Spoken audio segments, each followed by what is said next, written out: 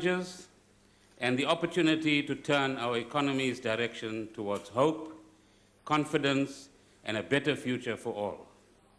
Low growth, high unemployment, extreme inequality, and hurtful fractures in our society, these are unacceptable, I believe, to all of us. I have a simple message from government. We are strong enough, resilient enough, and creative enough to manage and overcome our economic challenges.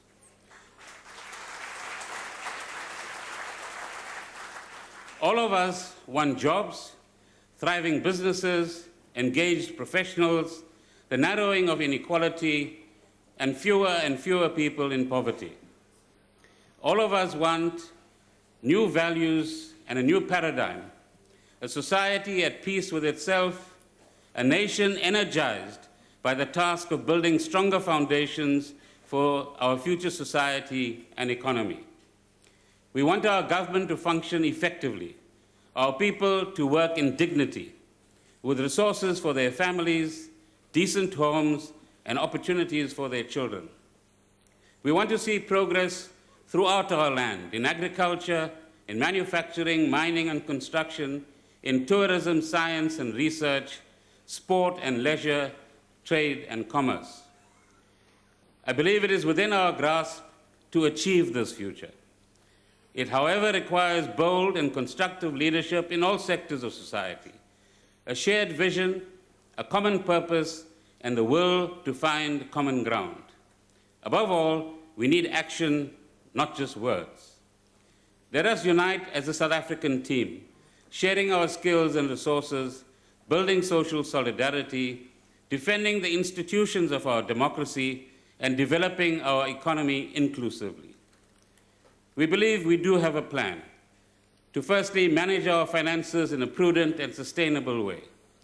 Secondly, reignite confidence and mobilize the resources of all of our social partners. Collectively invest more in infrastructure to increase the potential growth of our economy. Give hope to our youth through training and economic opportunities. Protect South Africans from the effects of the drought. Continuously improve our education and health systems. Accelerate transformation towards an inclusive economy and participation by all.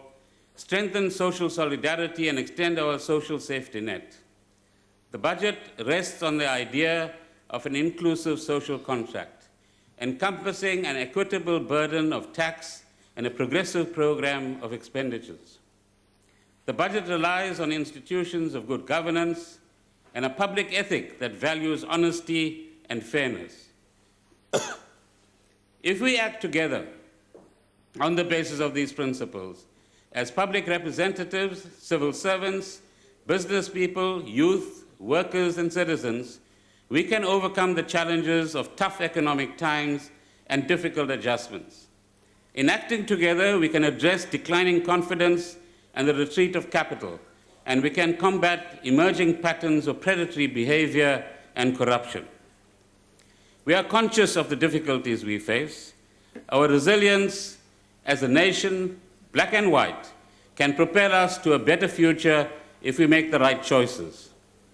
Honorable Speaker, I hereby table before the House in this pack of documents the 2016 budget speech, as read out, the 2016 budget review, including the fiscal framework, the revenue proposals, customs and excise duties, and estimates of national revenue.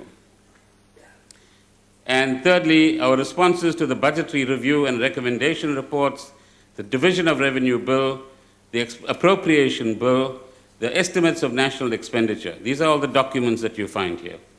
I am, in addition, introducing the Revenue Laws Amendment Bill 2016 to adjust certain provisions regarding the retirement funds and matters related to retirement funds.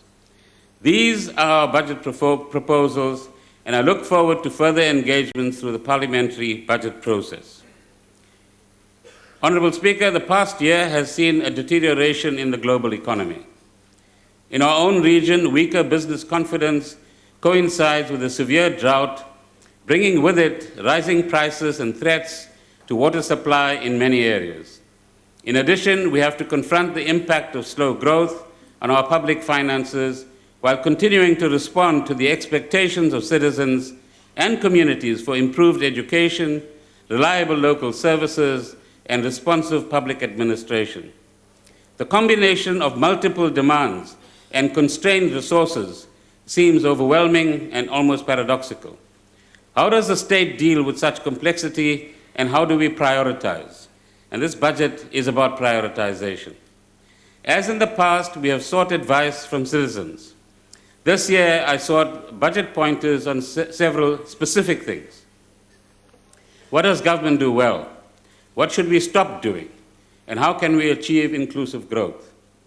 On what we do well, South Africans were very clear. Firstly, we pay social grants well, and secondly, we collect tax revenue well. Secondly, what should we stop doing? Excuse me. Corruption and waste, and bailing out state entities, both of which we agree with.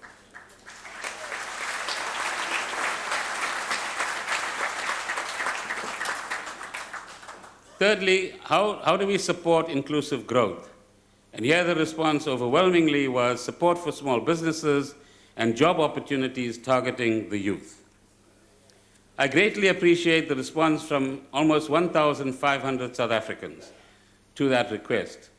In our presence today in the gallery is Mr. Faik Sunday and Ms. Tuli Ngubane, who have kindly agreed to be with us. Mr. Sunday's advice was that, and I quote, "We should build more roads and train routes because the sooner you get a worker at the desk or machine, the more productive the economy will be," end of quote. And I'm sure you agree with him. And Ms. Ngubane expressed the views of so many people, and I quote, "Let our schools' infrastructure be improved so that all schools are conducive to learning. This will ensure that we produce the quality of students that can take our country forward," end of quote. I'm not sure if Minister Motseka organized this. We agree, and indeed these are central priorities of the National Development Plan. As points of departure for the 2016 budget, Honorable Speaker, allow me to emphasize several broad principles that flow through our National Development Plan. It is a program for inclusive growth. Our social programs, industrial action plan, promotion of agriculture and rural development, skills and training initiatives, investment in housing and municipal services are aimed at both prosperity and equity, creating opportunities for all and broadening economic participation. It is a plan for a strong mixed economy in which public services and state actions complement private investment, expansion of trade, and social enterprise. It recognizes that the improvements in the quality of education are the foundations of broad-based growth, productivity improvement, and sustainable growth. It acknowledges that investment in infrastructure has to be enhanced and sustained both to underpin economic growth and address the spatial inefficiency and fragmentation of the apartheid landscape. It also emphasizes that employment creation has to be accelerated if growth is to be inclusive, and that income security for all relies also on appropriate social security, health services, and social development programs. It prioritizes building the capability of the state and strong leadership throughout society to drive development and promote social cohesion. It highlights that partnership between government, business, organized labor, and civil society is the key to policy coherence and more rapid development. The budget table today, honorable members, is guided by the NDP. It is a budget for inclusive growth. It emphasizes partnerships amongst role players in our economy.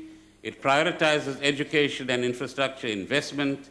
It supports employment creation, and it contributes to building a capable developmental state.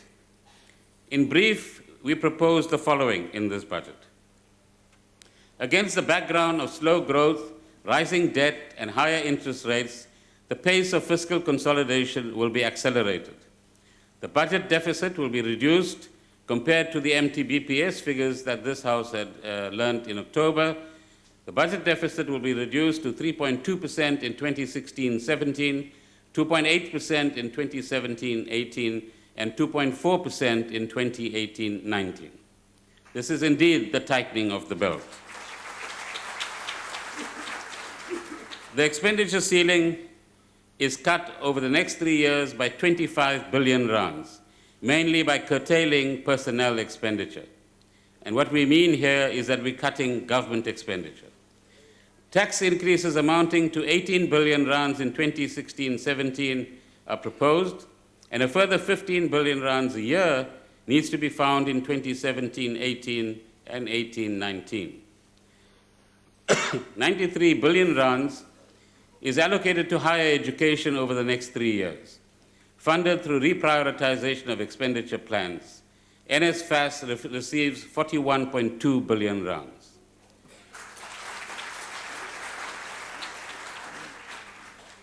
Minister Nzimande smiles for the first time. Taking into account projected increases in the cost of living, 11.5 billion rands is added to social grant allocations over the next 3 years. Funds have been prioritized to respond to the impact of the drought on the farming sector and on water-stressed communities. In support of growth and development, Honorable Speaker, our initiatives are also aimed at enabling and mobilizing private sector and civil society capacity. Building on the success of our renewable energy initiatives, the Independent Power Producers Program will be extended to include coal and gas power projects over the period ahead. Thanks to Minister Jumat Peterson. Measures to strengthen tourism, agriculture, and agro-processing are in progress. Collaboration with regional partner countries is being stepped up to improve border management, streamline trade flows, and invest in transport and communications corridors. Investment in our cities is being accelerated, creating opportunities for participation of developers and other partners in housing, infrastructure, and commercial development. Regulatory challenges that affect mining investment and employment are being addressed. A path-breaking study of the cost of doing business has been completed, and municipalities in particular are working on identified reforms to make it easier to do business in municipalities. Progress has been made towards a minimum wage framework and to reduce workplace conflict, the former under the guidance of the Deputy President. The National Health Insurance White Paper has been published, and proposals for comprehensive social security will be released by mid-year for discussion in NEDLAC. Engagement with social partners needs to be intensified. Project plans and investments need to be managed and implemented. But I know you will join me in acknowledging that the real champions of our development are activists and entrepreneurs, officials and facilitators who get on with the job day by day of managing programs and running businesses, serving communities and meeting needs. In their hands, because these are the people who actually work, lies our future. Our faith communities, non-governmental organizations, and community volunteers all demonstrate every day that basic needs can be met with dignity and social solidarity.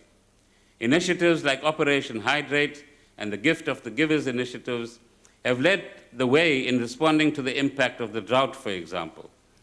Gauteng Province's Terisano Outreach Program similarly emphasizes that communities can be co-partners with government in accelerating service delivery. We can strengthen these efforts by government, business, religious, and community organizations by working together. So let us ask ourselves, in an interconnected world, what is going on out there, and how does it impact upon us? Honorable members, South Africa's economic prospects are intertwined with global economic developments. We're part of this global economy.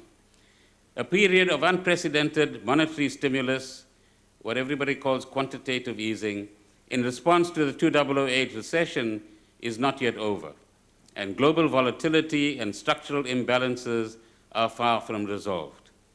And what this means in simple terms is every day you wake up, don't be surprised that something new has happened in the global economy to impact upon us negatively.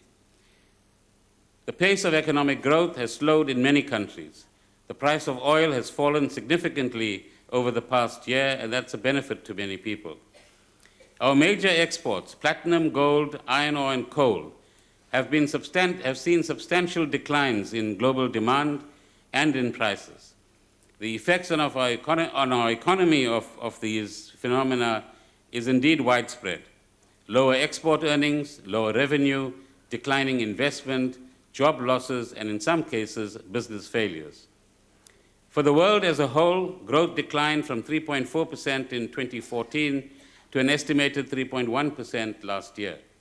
In sub-Saharan Africa, the decline was from 5% to 3.5%. A moderate recovery is expected over the next 2 years. It is notable that faster growth is being achieved in countries which have undertaken bold structural reforms. India has scaled back subsidies for industry and has opened up trade opportunities and the promotion of skilled migration, urban investment, and labor-intensive manufacturing and agro-processing. Similar reforms are being undertaken in Southeast Asian economies and several African economies.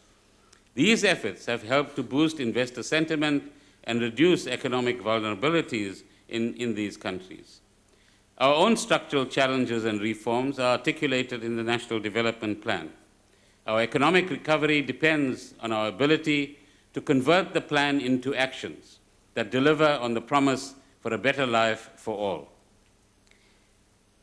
If we then look at our own economy, fellow South Africans, growth rates of below 1% fall short and far short of what we need to create employment and to reduce poverty and inequality in South Africa. The Treasury's current estimation of growth for the year is 0.9% this year, after it being 1.3% in 2015. This reflects both depressed global conditions and local factors.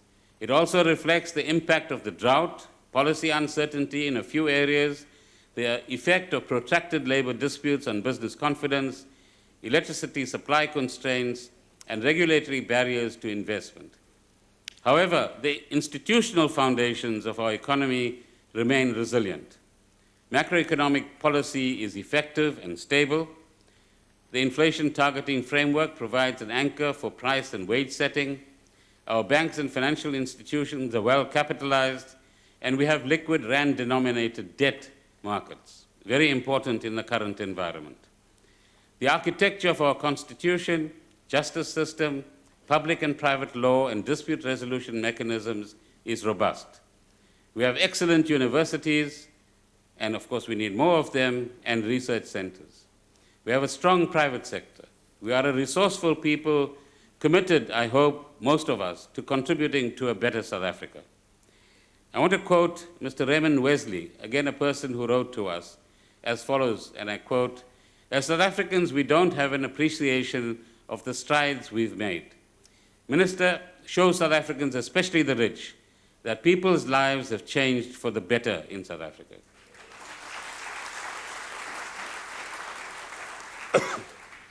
This is indeed true, yet there is more to be done, as we all know. I want to suggest that we are a resilient people, that we can become committed and be resourceful in tackling the challenges that we have ahead of us and seizing the opportunities and learning how to turn adversity into opportunity. In the numbers, Honorable Speaker, there are indicators that an economic turnaround is possible if we build confidence and make the right choices.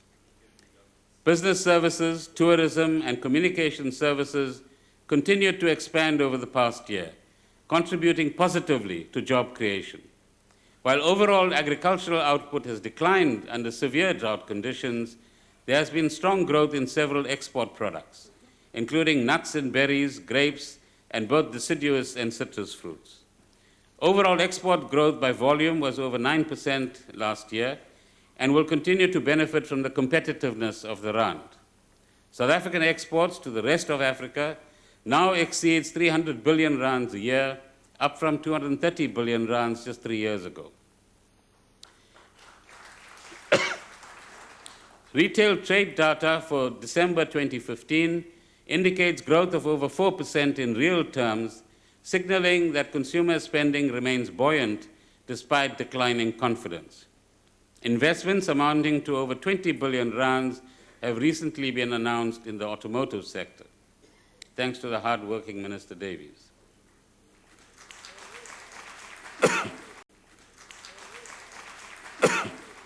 Yet our economy is not growing fast enough to raise employment and to improve average incomes. Honorable Speaker, investment growth must be substantially scaled up, and that's our challenge for the next few years. So we are resolved to restore the momentum of growth, to ensure that it is inclusive and sustainable, and to preserve our economy's investment-grade status. As Minister Nene put it in his October medium-term budget policy statement address, and I quote, "If we do not achieve growth, revenue will not increase. If revenue does not increase, expenditure cannot be expended," end of quote. This means we must address institutional and regulatory barriers to business investment and growth. It means we must give greater impetus to sectors and industries where we have a competitive advantage. It means being bold where there is a need for structural change, innovation, and doing things differently. Above all, we need agility and urgency in implementing plans, not just talking about them.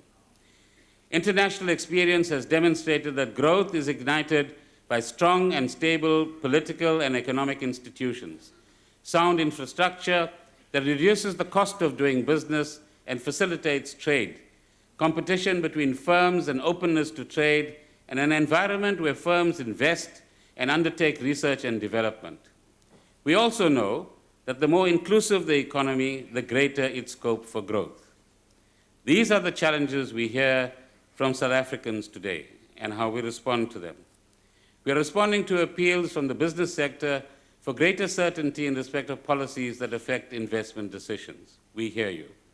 We are engaging with proposals from organized labor for a minimum wage policy and for progress on opportunities for young people in particular. We are responding to action in communities where services are missing or badly managed. We are crafting solutions to the voices of students regarding fees and housing.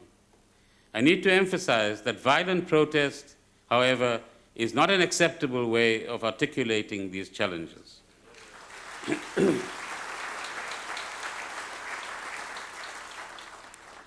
Also, in these and other areas, the choices we make cannot meet every need, and the action we require involves collective action by many stakeholders. Today's budget sets out government's plans for the next 3 years, building on what we have achieved since 1994 and what has been articulated in the State of the Nation address. It also signals the actions underway to improve policy coordination and collaboration between social partners and stakeholders. As outlined by the President, initiatives are in progress to address our policy coordination and implementation challenges. Here are some examples. Over 80 bills and plans have been reviewed since September last year as part of the new socio-economic impact assessment program under Minister Hadebe's oversight. The aim is to address possible regulatory constraints in a proactive way. Visa regulations have been revised in the right direction. Talks are in progress under Minister Oliphant's leadership to improve workplace dispute resolution procedures. Minister Davies is introducing and inducting a new investment promotion agency to streamline administrative procedures and enhance our position as an African financial center. Special economic zones and employment-intensive sectors with export potential have been prioritized by the Industrial Development Corporation. Initiatives to transform ownership of land and improve productivity in agriculture are underway, and Ministers Zokwana and Nkwinti are addressing drought-related challenges in rural areas. Under Minister Molewa's guidance, South Africa's response to the global climate change challenge has been prepared, and work with the National Business Initiative on the green economy has been strengthened. Our environmental employment programs continue to earn international recognition. The Community Works Program is expanding its reach, and the Jobs Fund Partnership projects of 12 billion rands have been approved. Please do that regularly so you stay awake. Building on the Pakisa Oceans Economy Initiative, A 9 billion rand investment in rig repair and maintenance facilities at Saldanha Bay is planned, and work has begun on a new gas terminal and oil and ship repair facility in Durban. Minister Jumat Peterson is overseeing our renewable energy, coal and gas IPP program and preparatory work for investment in nuclear power. Minister Pando's department is leading work on beneficiation initiatives, including titanium, fuel cells, fluorochemicals, and composite materials. Minister Motseka is working with social partners in the National Education Collaboration Trust to identify and implement school improvement initiatives. In recent weeks, President Zuma, other ministers, and I have engaged with business leaders to understand their concerns and views and, of course, get their contributions. Confidence and shared understanding have been reinforced and will be reinforced even further as we go forward. These engagements are clearly critical to boosting our economy and must be extended to include regional forums and other stakeholders. We particularly welcome the working groups that have been established and several practical proposals for joint action between government and the private sector. These include a collaborative initiative to combat corruption and abuse of tender procedures, a new fund to accelerate small business and medium enterprise development, and measures to build investor confidence and contribute to social cohesion. By removing constraints, honourable members, supporting innovation, protecting jobs, diversifying our economy, and exploring new opportunities, we can indeed expand growth prospects. Our economic outlook is not what it should be. Global uncertainty and the drought are very real challenges, but our efforts to build a better future must continue. By working together, we can increase growth, we can broaden participation, and inspire confidence in our economy and in our society. Honourable members, the economist Danny Roderick has recently noted that in those countries that are still growing rapidly, despite the global economic headwinds or difficulties, public investment is doing much of the work. To finance the investment needed for sustainable growth, we have the institutional capacity to blend international and domestic savings and to combine public and private sector financing to mitigate risk and to reduce the cost of capital. The Presidential Infrastructure Coordination Commission, under Ministers Nkwinti and Patel, has brought greater coherence to our strategic investment plans.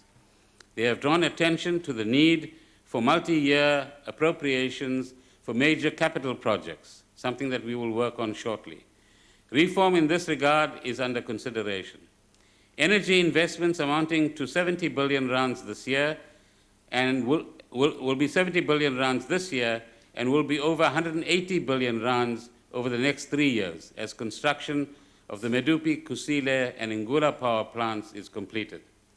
Transport and logistics infrastructure accounts for nearly 292 billion rands over the next 3 years under Minister Peters' oversight. Transnet is acquiring 232 diesel locomotives for its general freight business and 100 locomotives for its coal lines. There is 3.7 billion rands set aside to upgrade the Moloto Road, 30 billion rands for provincial roads maintenance, and 18 billion rands for bus rapid transit projects in cities, and refurbishment of over 1,700 metro rail and Socialoza mail coaches. 62 billion rands is allocated for the housing subsidy programs of Minister Sisulu's department and 34 billion rands for bulk infrastructure and residential services in metropolitan municipalities.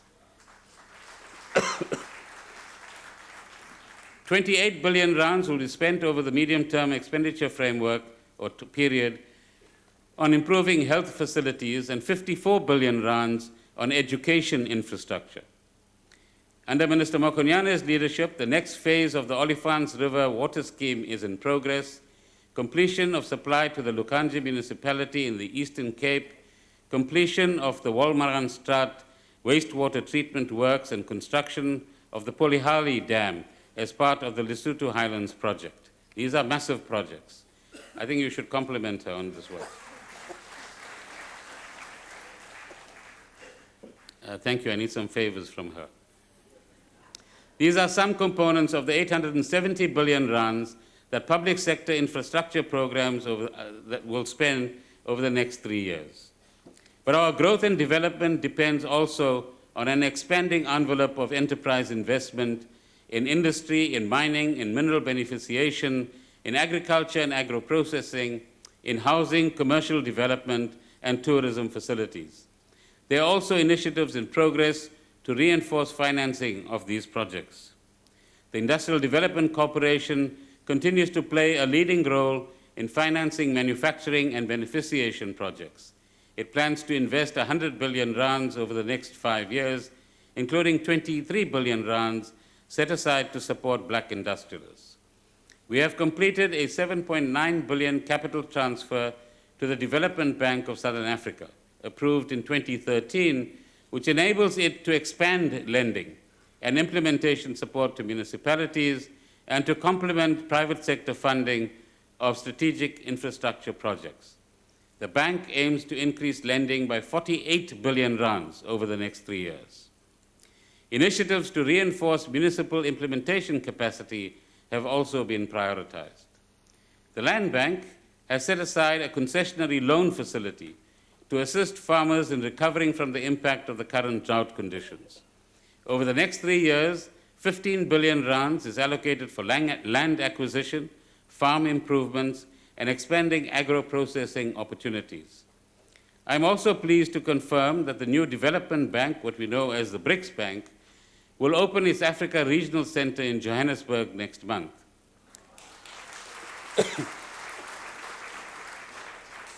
Our first installment of 2 billion rands was paid in December last year, and the budget makes provision for further commitments over the medium term, and we'll be passing the hat around, ladies and gentlemen. This initiative gives impetus to our role as a financial center for Africa and will facilitate access to global finance by African investors and institutions. So the capacity to mobilize finance is in place. Amendments to bank regulations are proposed, furthermore, which will facilitate lending for long-term infrastructure investment. In energy, transport, telecommunications, and urban development, there are many opportunities for joint public and private investment and facilities management. Corporate investment and participation by trade union funds in infrastructure development needs appropriate policies and market structure frameworks, clarifying the roles and linkages between public and private sector service providers. Progress in these regulatory arrangements is the key to more rapid investment and more inclusive growth in these sectors. Our working partnership with business leaders and social stakeholders under President Zuma's initiative is about implementing these and other aspects of the National Development Plan. Now we come to the tough part. What do we mean by fiscal consolidation? This year's budget, Honorable Speaker, has as one of its focus areas fiscal consolidation. In simple terms, we cannot spend money we do not have. We cannot borrow beyond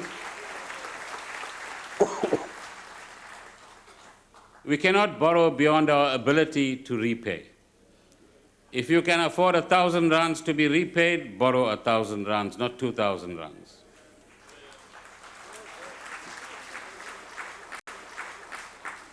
Until we can ignite growth and generate more revenue, we have to be tough on ourselves.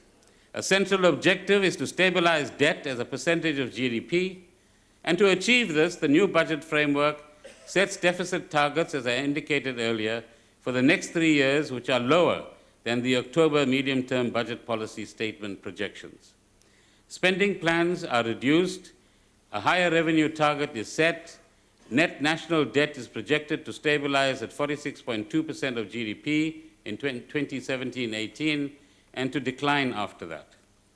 These budget proposals signal government's commitment to a prudent, sustainable fiscal policy trajectory and respond directly to the changed circumstances since the 2015 MTBPS was tabled by Minister Nene. Honourable members, we have to take into account the slowdown in revenue associated with slower economic growth over the past year. In the last year, in last year's budget, we projected total tax revenue of about 1.08 billion rands.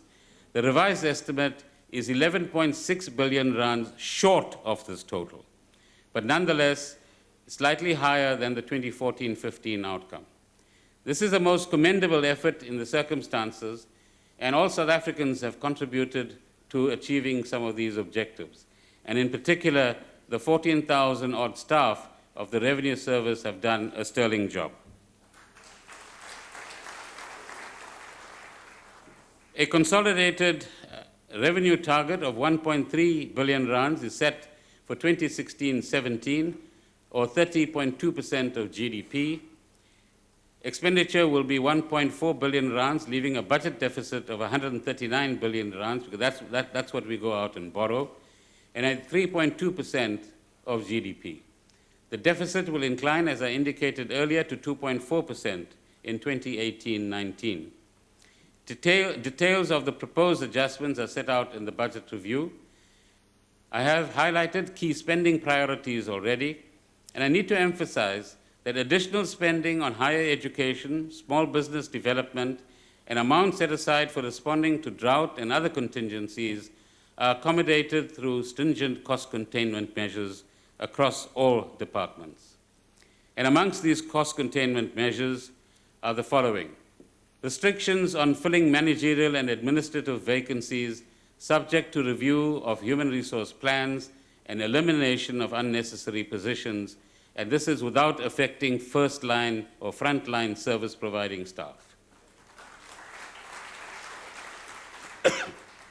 Reduced transfers for operating budgets of public entities, capital budgeting reforms to align plans with budget allocations while strengthening maintenance procedures. And what we're saying here is that stop just spending money on new investments in infrastructure, also spend money on looking after the infrastructure we have. Mandatory use of the new e-tender portal, thereby enforcing procurement transparency and accessible reference prices for a wide range of goods and services. This will make and transform procurement in South Africa and make it very transparent so that it's hard to crook the system. A national, you should clap for that, I think. A national travel and accommodation policy and instructions on conference costs, basically reduce all of them. New guidelines to limit the value of vehicle purchases for political office bearers.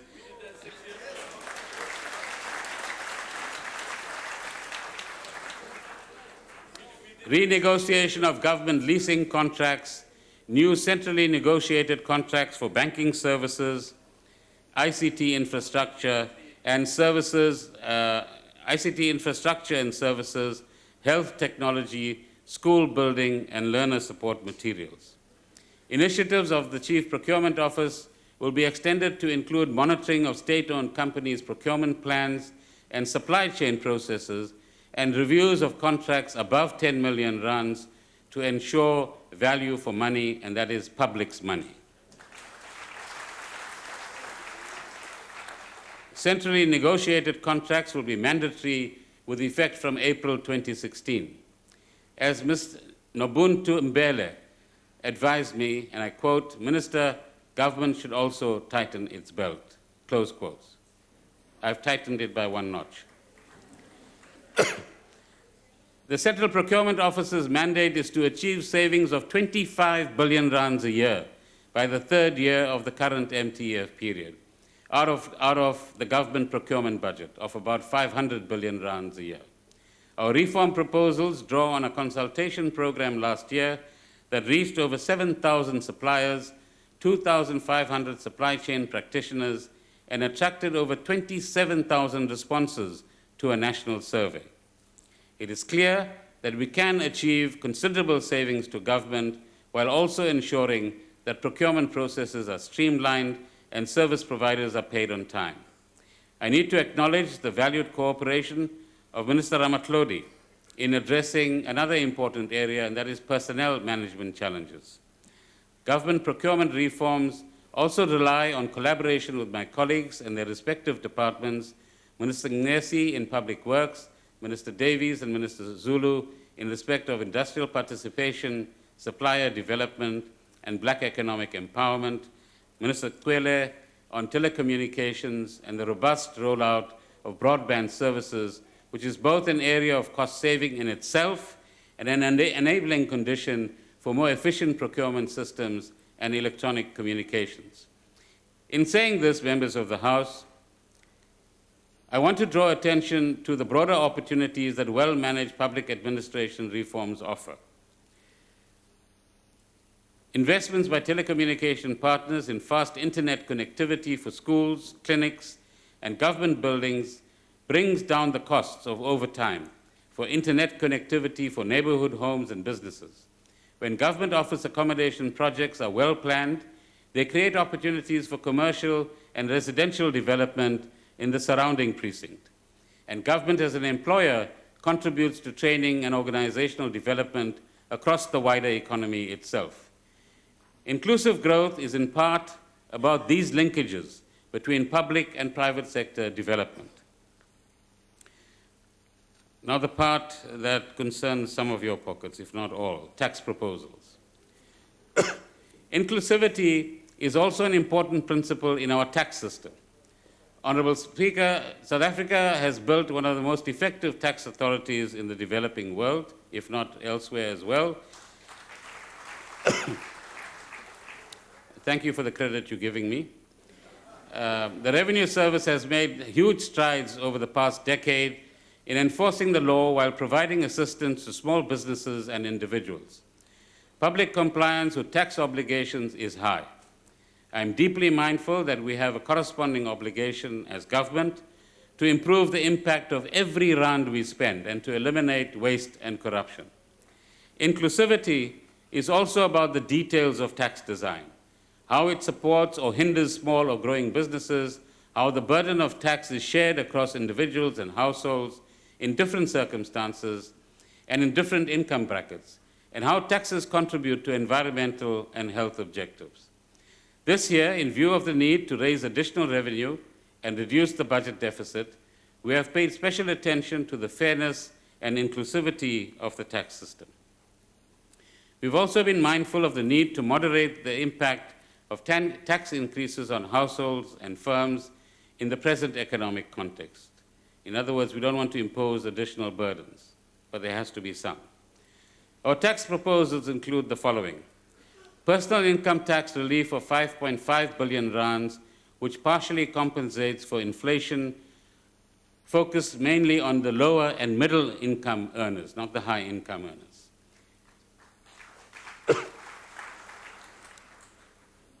Should I tell you about the increases you're going to get now?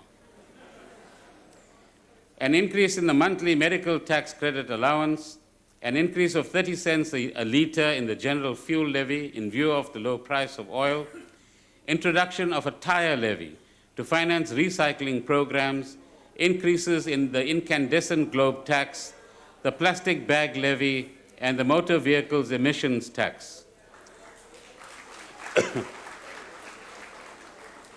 For those of you who like fizzy drinks, introduction of a tax on sugar-sweetened beverages.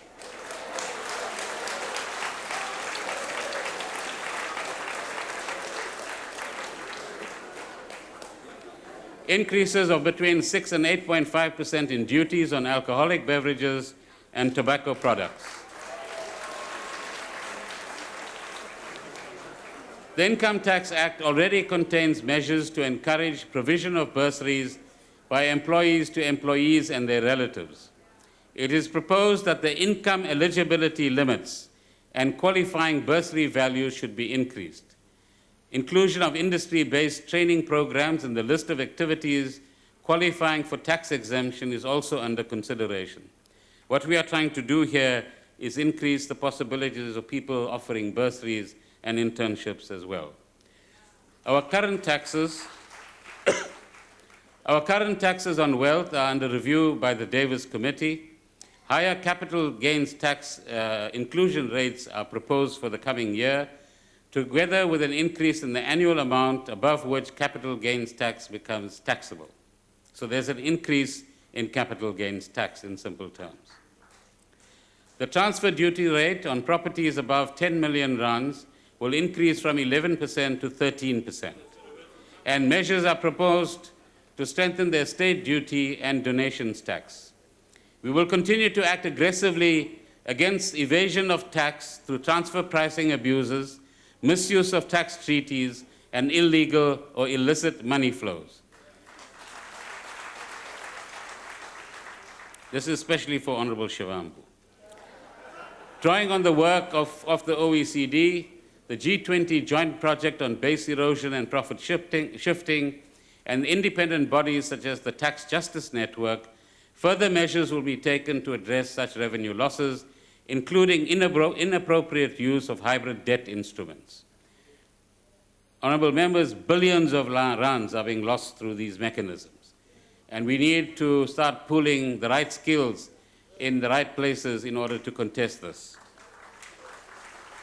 With effect from 2017, international agreements on information sharing will enable tax authorities to act more effectively against illicit flows and abusive practices by multinational corporations and wealthy individuals. In other words, one country will be able to share your tax information with another country which also has your tax information so that we can put all your incomes together. I'm sure you agree that's very fair. Building on the expertise gained by the Large Business Centre since its establishment in 2004, SARS is well placed to take advantage of the new common reporting system. Our international collaboration is an essential part of efforts to ensure that the tax system remains robust and contributes to inclusive growth. I will announce further steps in this regard later in the year.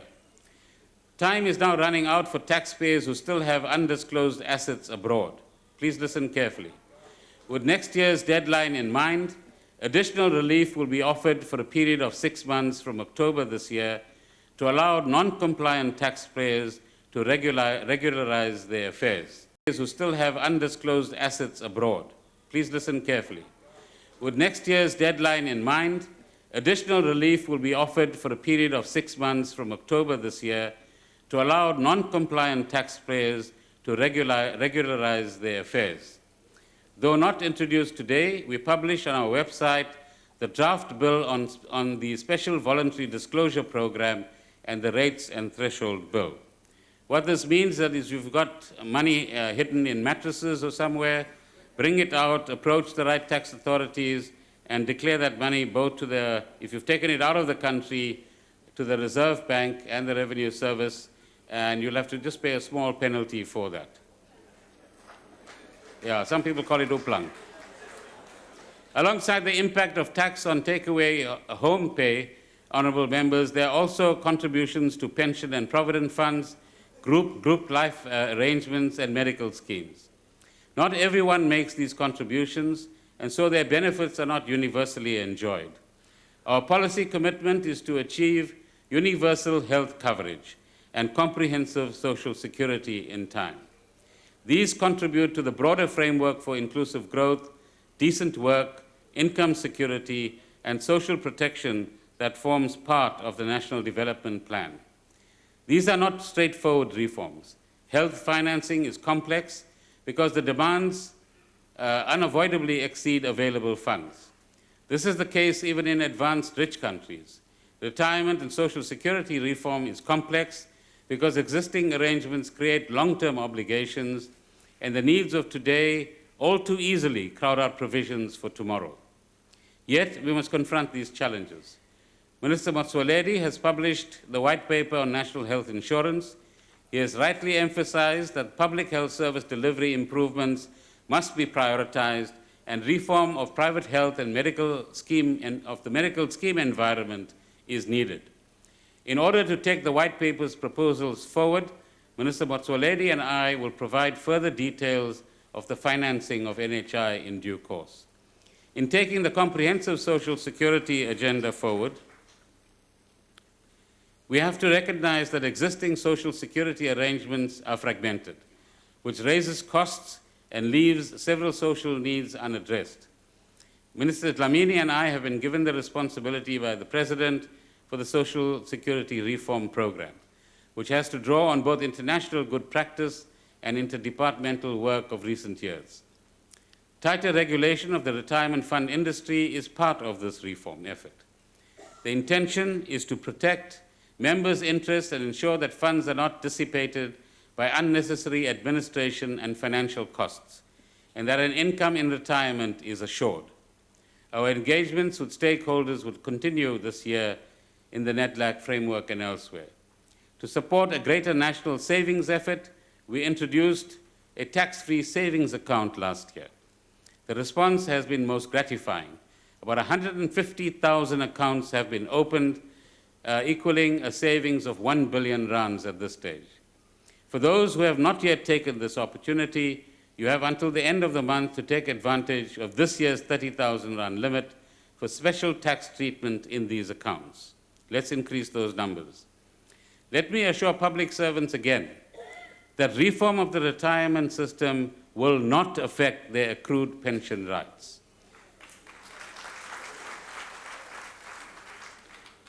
Indeed, I'm pleased to report that the investment portfolio of the Government Employees Pension Fund, GEPF, grew by 12.2% to 1.6 trillion rands in the year to March 2015. GEPF pensioners will receive a 5.3% increase in April this year. The Revenue Laws Amendment Bill 2016, introduced today, gives effect to the decision by Cabinet last week to postpone the annuitization requirements for Provident Fund members for 2 years to allow for further consultation with key stakeholders. The tax benefits will continue to be implemented from 1 March 2016 for all retirement fund contributions, including for Provident Funds. So this is a new benefit for workers who contribute to Provident Funds. For the first time, they will get a tax rebate like pension fund contributors get and will have extra money in their pockets. As I indicated earlier, we will engage further on these matters in NEDLAC. In respect of state-owned entities, Honourable Speaker, these entities have important roles to play in boosting growth and development. But there are issues to address in their governance, mandates, financing, and operations. The recently released report of the Presidential Review Commission on state-owned enterprises is a very welcome guide to the path ahead. It rightly emphasizes that effective leadership is central to progress.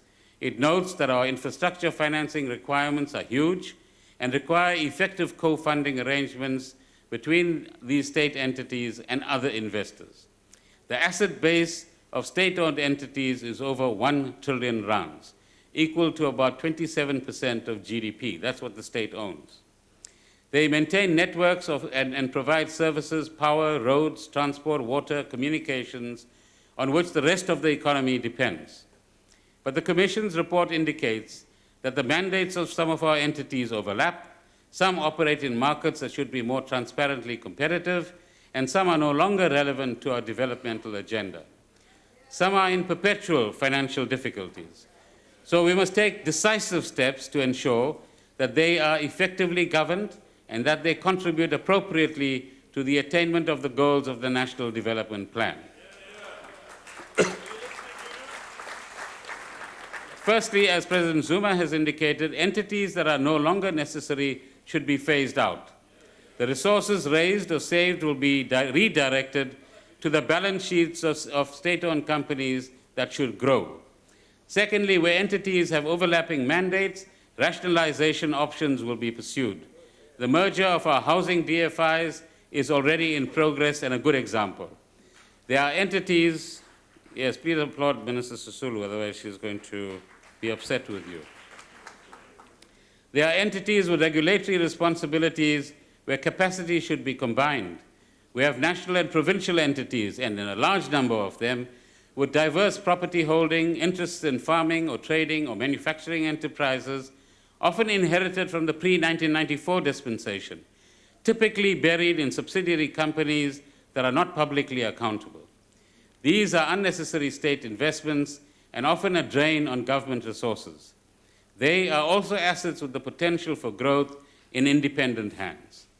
It seems clear, furthermore, that we do not need to be invested in 4 airline businesses.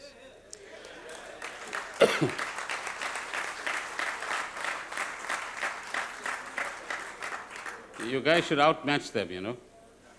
Minister Brown and I have agreed to explore the possible merger of SAA and SA Express under a strengthened board with a view to engaging with a potential minority equity partner.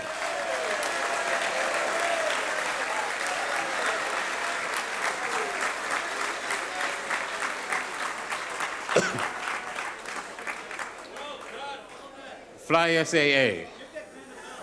Thirdly, the balance sheets of several entities with extensive infrastructure investment responsibilities are now stretched to their limits. Government has provided support in the form of guarantees, which now total 467 billion rands, or 11.5% of GDP. In other words, ladies and gentlemen and honorable members, if somebody says, give me back the money that we borrowed on these guarantees, we'll have to find 467 billion rands tomorrow. This is a source of pressure on the sovereign ratings. Yet we need to accelerate infrastructure investment in the period ahead. So where do we get the money?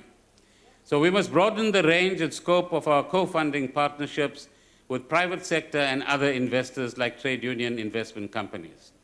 This requires an appropriate framework to govern concession agreements and associated debt and equity instruments, and appropriate regulation of the market structure.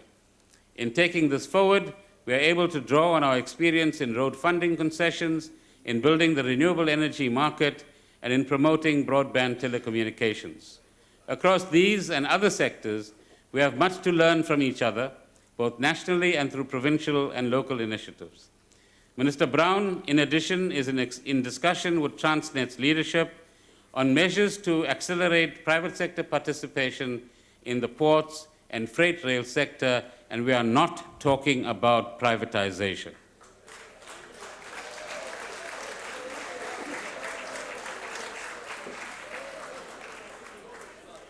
I thought the only P word was Pravin, but now we have privatization.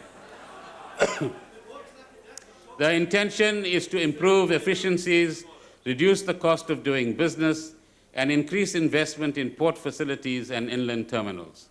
This will complement investments that Transnet has already initiated through its market demand strategy. Our aim is to strengthen our state entities so that they can play a dynamic role in our development.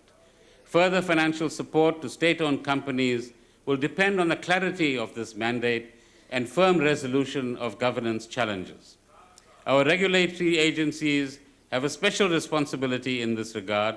In setting prices for electricity, transport, and water utilities, they have to ensure that investment can continue to be financed and that costs are properly managed and people can afford the costs. The strength of our major state-owned companies does not lie in protecting their dominant monopoly positions, but in their capacity to partner with business investors and other investors, industry, mining companies, property and logistics developers, and, for example, as I mentioned earlier, union investment companies, both domestically and across global supply chains. Before concluding, Honourable Speaker, allow me to return to the main elements of the 2016 budget, our spending plans and their contributions to growth and broadening development.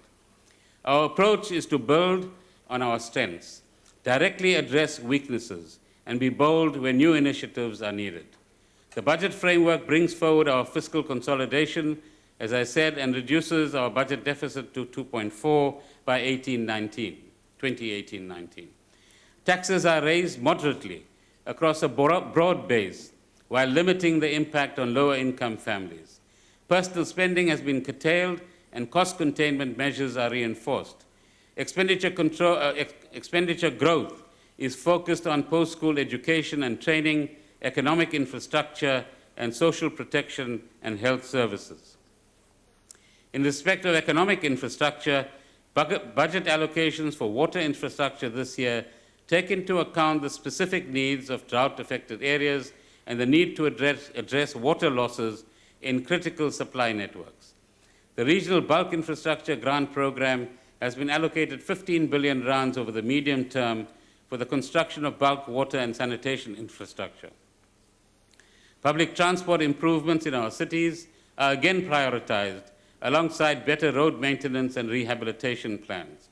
Over the MTF period, 1.6 billion rands is allocated to SA Connect broadband program to support access in remote areas and of schools, healthcare facilities, and government institutions. Steps to reduce the regulatory burden for business investors are also in progress. These include the establishment of Invest South Africa as a partnership with the private sector and concerted efforts by our largest cities to reduce the administrative cost of starting businesses. A review of business incentives has been initiated to strengthen their impact and to focus those initiatives in respect of growth, productivity, competitiveness, and trade. 475 million rands has been reprioritized to the Department of Small Business Development for assistance to small and medium enterprises and cooperatives. Programs aimed at revitalizing agriculture include spending on small-scale farming and developing agri-parks in rural economies. An amount of 2.8 billion rands is allocated over the medium term to Fetsatlala, a food security initiative. The Department of Agriculture, Forestry and Fisheries aims to bring 120,000 hectares of land into productive use in the period ahead, benefiting 145,000 subsistence and smallholder producers each year. Already this year, the Department of Water and Sanitation has reprioritized 502 million rands to deliver water, protect springs, refurbish boreholes in response to drought conditions. Funds have also been provided for feed and support for livestock farmers and disaster relief measures. Additional drought response allocations will be made as required in the adjustments appropriation later this year. In respect of higher education, an additional 16.3 billion rands has been allocated for higher education over the next 3 years. 5.7 billion rands of this addresses the shortfall caused by keeping fees for 2016 academic year at 2015 levels, zero increase, and the carry-through costs of over the MTF period. 2.5 billion rands goes to the NSFAS scheme to clear outstanding student debt, along with a further 8 billion rands over the medium term to enable current students to complete their studies.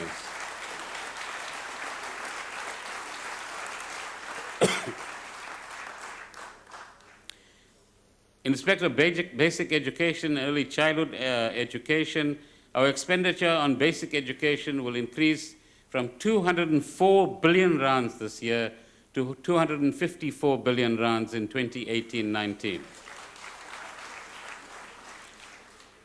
By 2018, 510 inappropriate and unsafe schools will be rebuilt, 1,120 schools will be supplied with water, and 916 schools with electricity. An additional allocation of 813 million for early childhood development is proposed to increase the number of children in ECD centers by 104,000 over the MTEF period. In respect of health and welfare services, 4.5 billion rands is budgeted over the medium term for revitalizing health facilities in the 11 NHI pilot districts and related health system reforms. An additional 740 million has been allocated to strengthen TB programs to encourage early detection and treatment, 1 billion rands for the expansion of the antiretroviral treatment program. Additional funds are allocated for new substance abuse treatment centers in the Northern Cape, Free State, Western Cape, and Northwest provinces. Now, for the older people that are listening to us carefully and others that depend on social grants. Our overall expenditure on social assistance will increase from 129 billion rands this year to 165 billion rands in 2018-19. The old age, disability, and care dependency grants will rise by 80 rands to 1,500 rands in April, and by a further 10 rands to 1,510 rands in October. The child support grant will rise by 20 rands to 350 rands in April, and the foster care grant by 30 rands to 890 rands. In respect of defense, public order and safety, spending will rise from 172 billion rands this year to 204 billion rands in 2018-19.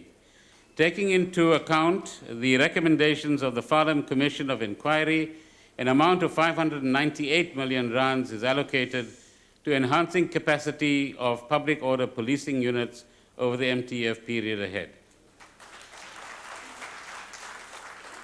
Allocations are also made to strengthen institutions supporting constitutional democracy and to combat corruption and to enhance the independence of the judiciary. Funds are allocated for the information regulator established in terms of the Protection of Personal Information Act of 2013.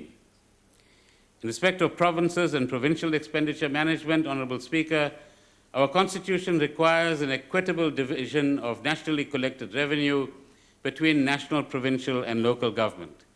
Taking into account the current fiscal framework, the provincial MECs for finance have agreed to a joint action plan to address expenditure management and service delivery improvements in each of their provinces. Some of the key measures that they've adopted are the following. Firstly, containment of administrative personnel expenditure while protecting education and health service staff. Secondly, improved revenue collection by the provinces themselves.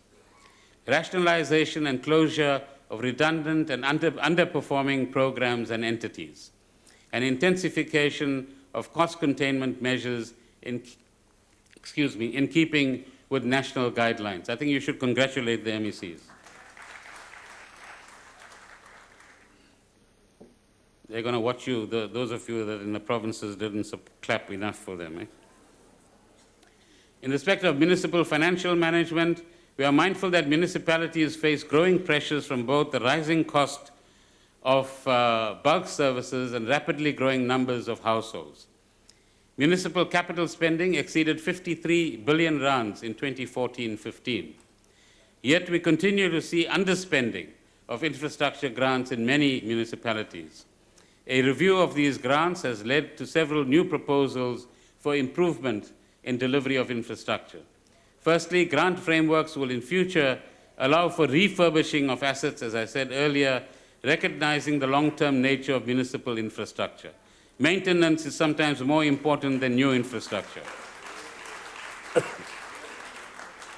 Water sector grants, secondly, will be restructured to reduce duplication and the associated administrative burden.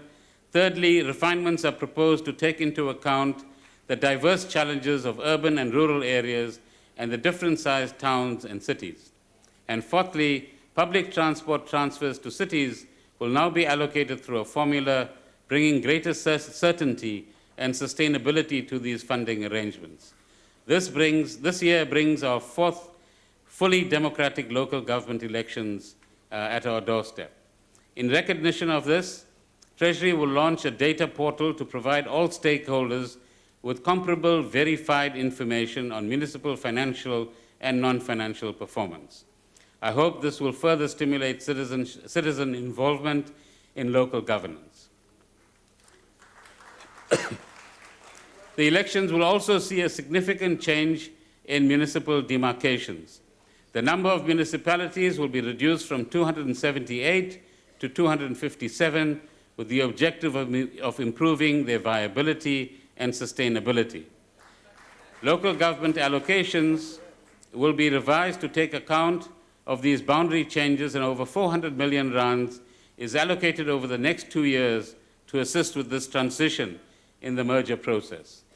The Back to Basics program, launched in 2014, aimed at improving service delivery performance of municipalities, is entering its second phase of implementation under Minister Van Rooyen.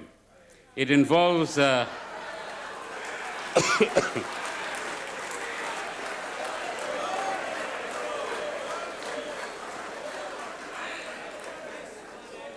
It involves active monitoring of performance in governance and service delivery, support to struggling municipalities, and stronger accountability measures.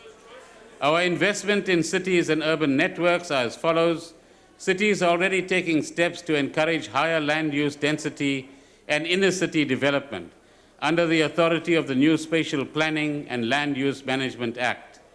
This will unlock significant further private sector development potential across our cities, focused on strategic corridors.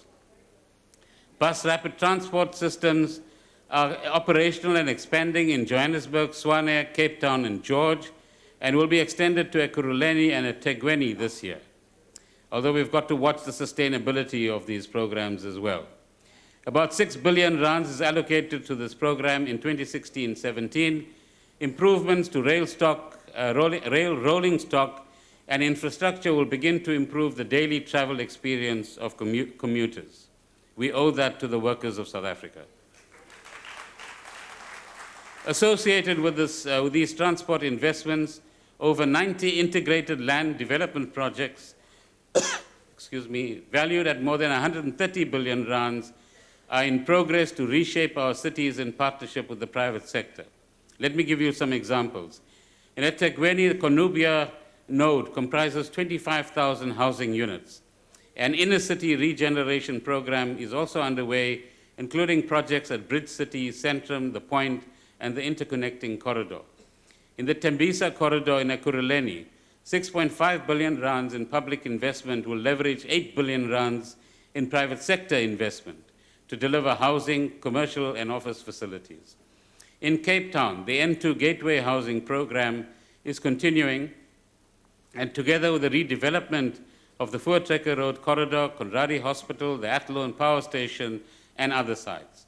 In Tshwane, investments are focused on the Mabopane Station Hub, which is the gateway to the north for more than 150,000 passengers a day, and has an informal market accommodating approximately 2,500 traders. In Mangaung, the 2.6 billion rands mixed-use airport development node is in construction. An inner-city residential development is planned, and the Vista Park and Brandkop projects will yield over 8,500 housing units at a total development cost of over 1.9 billion rands. In Johannesburg, the corridors of freedom connecting Soweto, Alexandra, Sandton, and the Joburg CBD bring together public transport improvements, social amenities, and partnerships with property developers to increase settlement densities and improve social mobility. Honorable Speaker, our economic imperative is to ignite inclusive growth. This is central for jobs, for lowering debt, for delivering services, and building infrastructure for a 21st century economy. Let us chart a new course for the economy and the well-being of all South Africans, particularly for those hardest hit by unemployment, the low-skilled and the youth. This is not only crucial to address social imbalances and inequality, it is also fundamental to encouraging investment. The recent tremors felt by the emerging markets are a warning that we need to take corrective steps urgently or we will be all worse off. At the same time, we need to move forward to mobilize the resources and capacity of all our people, large and small enterprises, civil society organizations, and importantly, the public more generally. The joint actions we need will not always be easy. All too often, bureaucrats and business people speak past each other. The needs of the young are not the same as those of the elderly like yourselves. The rhythms of the township differ from those of the suburb. Race, class, language differences hold back progress, even when we have shared aspirations and shared goals. We need to bridge these divides.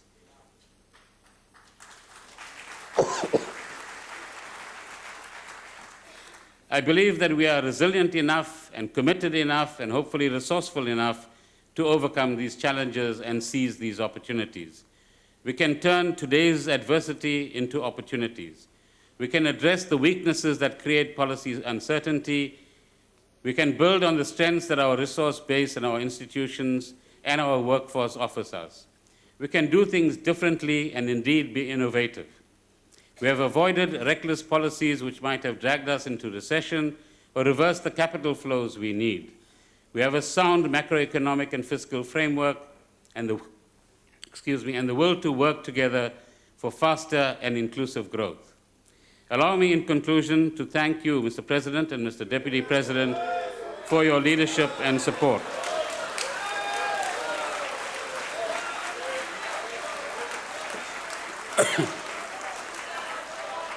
I also want to thank Cabinet colleagues for your contributions to addressing the challenges before ourselves and for working as a team. Members of the Ministers' Committee on the Budget, including the Deputy Minister, Jonas, who's been a pillar of strength, have provided sterling support.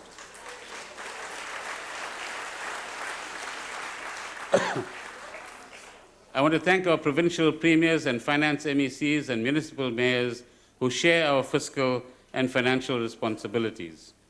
Please join me in also expressing appreciation to Minister Nene for his valuable contribution to our government and treasury.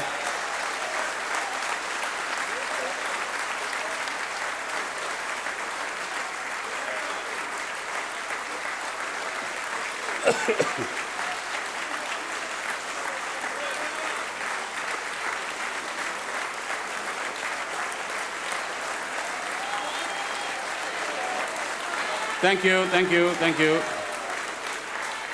I want to finish the speech now. Director General Lungisa Fuzile, who is the second pillar of strength in the Treasury.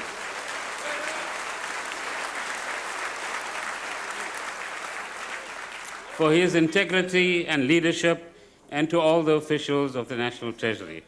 To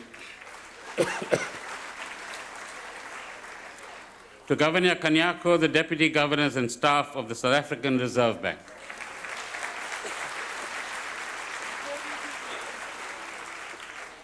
To Commissioner Moyane and the 14,000 staff in particular of the South African Revenue Service. The Commissioners and staff of the Financial and Fiscal Commission, the chairpersons, boards, chief executive officers and staff of the DBSA, the Land Bank, the PIC, the FIC, the Financial Services Board, and the Government Pensions Administration Agency. The staff and constituency representatives of NEDLAC, and particularly its Public Finance Chamber, and finally, to Judge Dennis Davis and members of the Tax Committee. Because I'm passing on some difficult tasks, I must also especially be grateful to the Chair of the Finance Committee, the Honorable Karim, Acting Chair of the Appropriations Committee, Honorable Kwabaza, Chairs of the Select Committees on Finance and Appropriation, Honorable De Beer and Honorable Mohai, who have a responsibility for facilitating consideration of the Division of Revenue Bill, the Appropriation Bill, and the Revenue Bills, which will be tabled later in the year.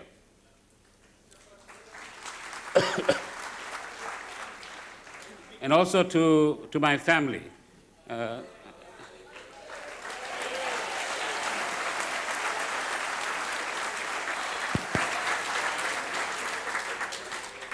Politics can be rough, so they face rough times.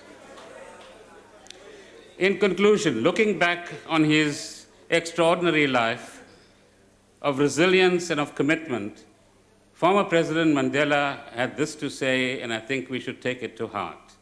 And I quote, "I am fundamentally an optimist. Whether that comes from nurture or nature, I cannot say. Part of being optimistic is keeping one's head pointed towards the sun, one's feet moving forward. There are many dark moments when my faith in humanity was sorely tested, but I would not and could not give myself up to despair. That way lays defeat and death. Let's be resilient." Thank you very much.